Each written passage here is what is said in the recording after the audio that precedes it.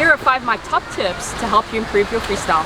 How to stay in a streamlined position and not have a gap between your shoulder and your ear when you turn to breathe. And this is a common mistake I see with athletes. I tell them to connect their shoulder to their ear before they take a breath. So what they're looking to do, if they're going to breathe to the left, they enter in with this right hand. The shoulder then connects to the ear, and then as they're reaching forwards and extending underwater, then they're turning to breathe.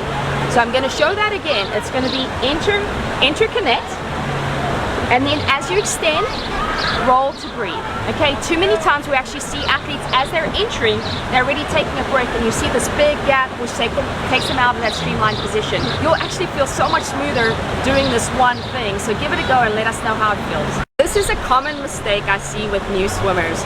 When they are recovering their arm over the water, instead of spearing into the water, and where you should be spearing is about in line with this forearm on the other side. So you can see the angle right here. This is where you should be spearing. So fingertips go first, then wrist, then elbow.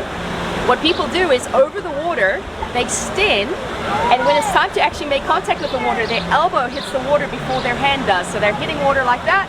And then in the front part of the stroke, they're just pushing water down. And what happens when you push water down in front, you lift yourself up in the front and then you sink in the back, and there's nothing pushing you forwards. So make sure we're not overextending over the water, we're entering a little sooner. You can pretty much see your hand as you enter, and then in the water, you're extending out in that downward position to then set up your catches the next phase of the stroke. These are 2 reasons why you're out of breath when you swim. The number 1 reason is you're not breathing enough. It's actually quite often I see someone come to me for the very first time and they're taking 4, 5, 6 strokes in a row without taking a breath. Well, you're holding your breath for a really long time. Of course, you're going to be tired from that. So we try to get athletes into a rhythm of breathing every 2 to 3 strokes and getting more oxygen in more frequently.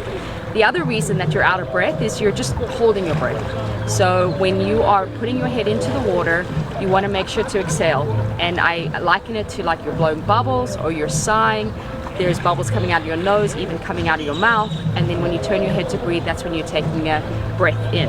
So try those 2 things, breathe more frequently, and then make sure that you are breathing out, blowing bubbles out of your nose and your mouth when your head is in the water, and you should be able to have more oxygen while you swim. Finish your stroke. This is a common thing you hear from coaches, and so here are my 2 cues for you to finish your stroke. The number 1 is make sure your thumb is touching your thigh before exiting the water. So thumb to your thigh. The next one is if you finish your stroke, your arm should actually exit straight. So we often see where athletes will push water back, but then you'll see they're thinking about that high elbow recovery. So at this point where their hand is around their waist, you can already see that this elbow is coming out of the water. Well, what I tell athletes to do is make sure to extend all the way. You're pushing water under the hip, and then from there you're exiting with a straight arm out of the water. And then only once the arm is out of the water straight, do you then bring that high elbow around or have that straight arm recovery.